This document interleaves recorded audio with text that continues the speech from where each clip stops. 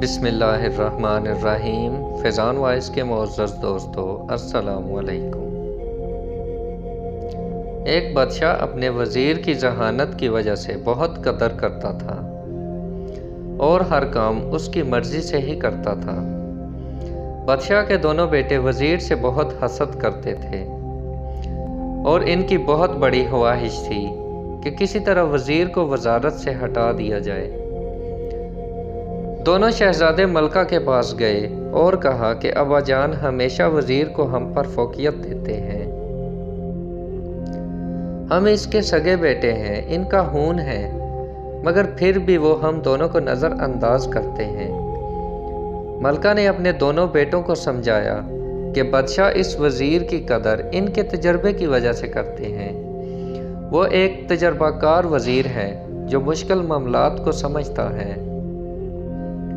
شہزادوں نے اپنی والدہ کی بات کو رد کرتے ہوئے کہا کہ وہ اب بوڑھا ہو چکا ہے اور بوڑھے آدمی کی یادداشت نہ ہونے کے برابر ہوتی ہے۔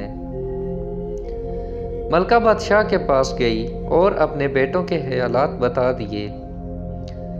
بادشاہ نے اپنے بیٹوں کو بلایا اور کہا، تم لوگوں کو وزیر کی ذہانت پر شک ہے کیا؟ شہزادوں نے کہا کہ جی ہم سمجھتے ہیں کہ عمر کے اس حصے میں اسے وزارت چھوڑ دینی چاہیے۔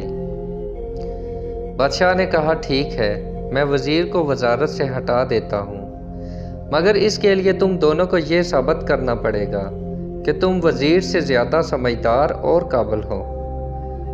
شہزادوں نے کہا ہم ہر قسم کی آزمائش کے لیے تیار ہیں۔ بادشاہ نے کہا ٹھیک ہے، میں کل تمہارا اور وزیر کی عقل مندی کا موازنہ ضرور کروں گا۔ بادشاہ سب سے پہلے وزیر کو ایک کمرے میں لے گیا۔ وہاں ایک مٹی کے ڈھیر کے علاوہ اور کچھ بھی نہیں تھا۔ بادشاہ نے کہا کہ اس مٹی کے ڈھیر کو سونے میں تبدیل کر کے دکھاؤ۔ اگر کسی قسم کی مدد کی ضرورت ہے تو کمرے سے باہر میرے آدمی موجود ہیں، وہ تمہاری ہر قسم کی مدد کریں گے۔ اس کے بعد بادشاہ اپنے دونوں بیٹوں کے پاس گیا اور ان کو بھی ایک الگ کمرے میں لے گیا جہاں ایک مٹی کا ڈھیر تھا، اور ان سے کہا کہ 1 مہینے میں اس مٹی کے ڈھیر کو سونے میں تبدیل کر کے دکھاؤ۔ بادشاہ کے جانے کے بعد دونوں شہزادوں نے سوچا کہ 1 ماہ میں اس مٹی کے ڈھیر کو سونے میں کیسے تبدیل کیا جائے۔ کافی دیر سوچنے کے بعد ان دونوں کے دماغ میں ایک ترکیب آئی۔ انہوں نے سوچا کہ اسی مٹی کے ڈھیر کے اندر ہی بادشاہ نے خزانہ چھپایا ہوگا۔ انہوں نے باہر کھڑے آدمیوں سے کہا مٹی پھیلانا شروع کر دو۔ آدمیوں نے مٹی کو پھیلانا شروع کر دیا، مگر مٹی سے کچھ بھی برآمد نہ ہوا۔ دونوں شہزادوں نے بہت سوچا، مگر وہ اس نتیجے پر نہ پہنچ سکے کہ اس مٹی کو سونے میں تبدیل کیسے کریں۔ 1 مہینے بعد بادشاہ ان دونوں شہزادوں کے پاس آیا اور دیکھا کہ دونوں شہزادے منہ لٹکائے ہوئے بیٹھے تھے اور سامنے مٹی بکھری ہوئی پڑی تھی۔ بادشاہ نے ان سے کہا سونا کہاں ہے؟ دونوں شہزادے چپ چاپ بیٹھے رہے اور بادشاہ کو کوئی جواب بھی نہیں دیا۔ بادشاہ ان دونوں کو وزیر کے پاس لے گیا۔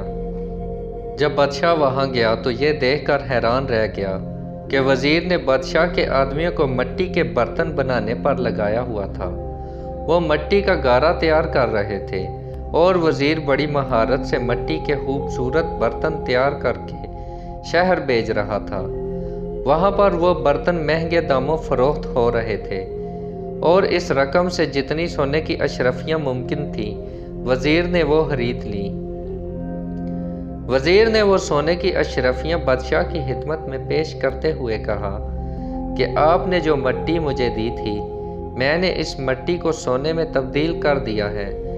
بادشاہ وزیر سے بہت متاثر ہوا اور شہزادوں سے کہا کہ اب تم بتاؤ کہ اس وزیر کو وزارت سے خارج کرنا چاہیے یا نہیں۔ شہزادے بہت شرمندہ ہوئے۔ انہوں نے وزیر سے معافی مانگی اور اسے اپنا استاد ماننے پر مجبور ہو گئے۔ دوستو ویڈیو اگر اچھی لگے تو لائک اور کمنٹ کرنا نہ بھولیے گا، اور اگر چینل کو سبسکرائب نہیں کیا تو پلیز چینل کو سبسکرائب کر دیجیے گا۔ ملتے ہیں نیکسٹ ویڈیو کے ساتھ۔ اللہ حافظ۔